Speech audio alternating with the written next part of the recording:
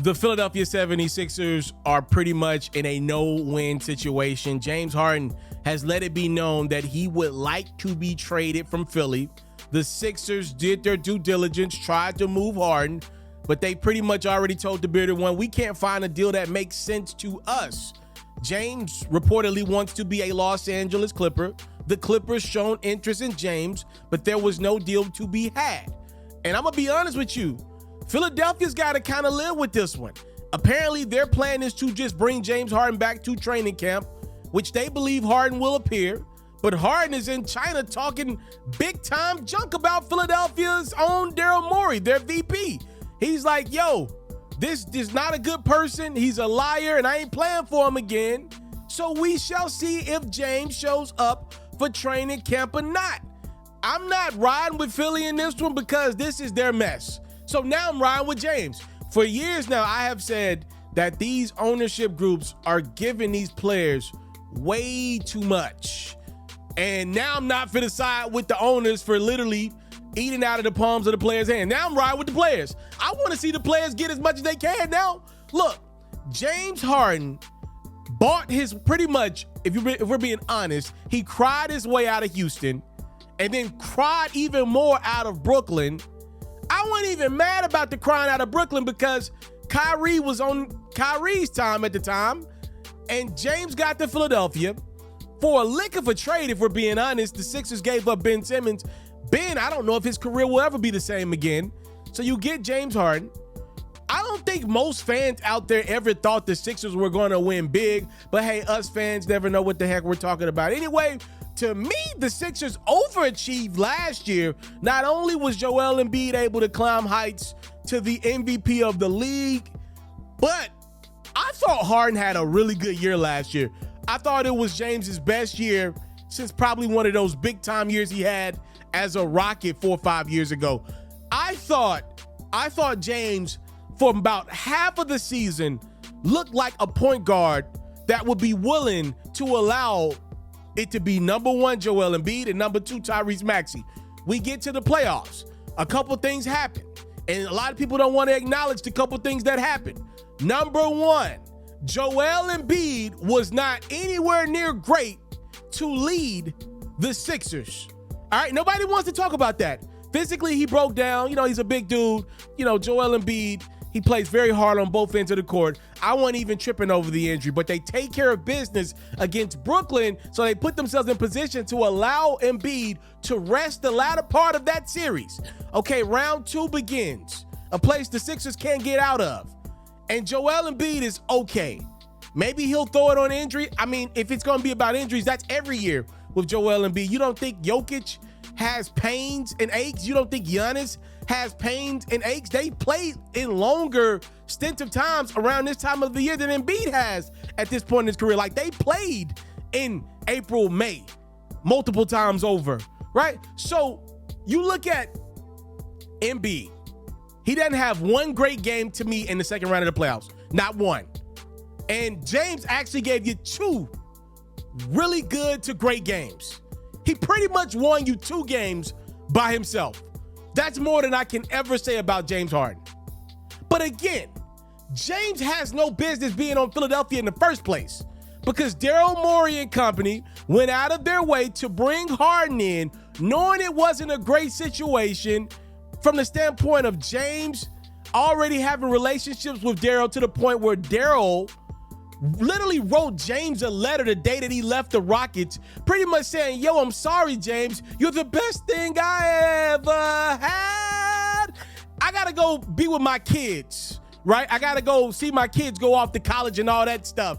And then Daryl Morey takes the Philadelphia job not too much long later, right? So he's lying. He gets in Philadelphia and brings James in, knowing that Harden's cool with a lot of people that are close to that franchise, include himself, include Michael Rubin, who was the owner of the squad. And then obviously you're talking about people that are, you know, Harden's close to in the industry, like Meek and Lil Baby, that been around Michael Rubin, who obviously, again, was in that Philadelphia 76ers organization. That's a bad setup for winning basketball. And you let Harden come in, and he felt like he ran the franchise. So now I don't want to hear the Sixers crying wolf about Harden and how he's treating Philly on his way out. because y'all set this up. Y'all and then the fact that he went to the playoffs and was better than Joel Embiid was icing on the cake for this offseason. He wants to go to the West Coast. He knows what we know. He can't play as good as he did in that playoffs last year, as good as he did for most of that regular season last year. Embiid was the MVP of the league. If they didn't get it done last year, they ain't gonna never get it done with that group. Harden's not no dumb guy. This dude knows the salary cap. Hell, he took money off the dollar last year to help the Sixers bring in PJ Tucker. Now it's like, yo, Daryl, you lied to me. I don't know exactly what the lie is. My assumption is the lie was Daryl told Harden, if you take less off the top for me this offseason, which was obviously the offseason of 2022, I will give you a max extension the following year. That's my guess what Harden is calling Morey a lie on. The problem is Daryl was probably assuming that the Sixers were going to be able to at least get past the second round, a place that they were able to get to without Harden, hell, without Ben Simmons. Pretty much Embiid was able to get you to the second round by his lonesome. So the fact that the Sixers were not any better as their season ended, I guess Daryl reneged on the deal. The handshake wink deal that they had behind the scenes, that was a very ugly wink. I'm assuming Daryl reneged on the deal and now James is like, but they had no business bringing James into that in the beginning. It was a bad mix from the jump. And now somebody's going to pay for that. And I believe that somebody is going to be that Sixers organization. I think people are going to get fired over this. I do. I think Daryl's job is going to be in jeopardy. I think people are going to get fired over this James issue because I believe the next thing that's going to happen is Joel Embiid's going to demand a trade out. That's what I believe is going to happen. If you look at his personality, I don't think he's going to play with it like Dame. I think Embiid's going to demand out. To me, you can't get mad at what he's giving Philadelphia. He's got his MVP. He can say, yo, this organization don't do things right. They gonna boo him anyway. They might boo him next year anyway. They gonna boo Harden and Embiid any damn way next year.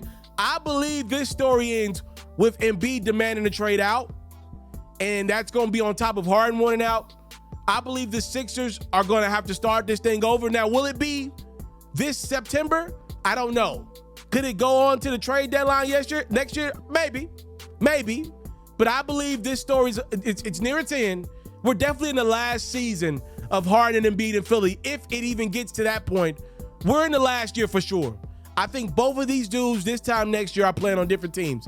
And I believe you have Daryl Morey and Philadelphia to blame for this. I really do.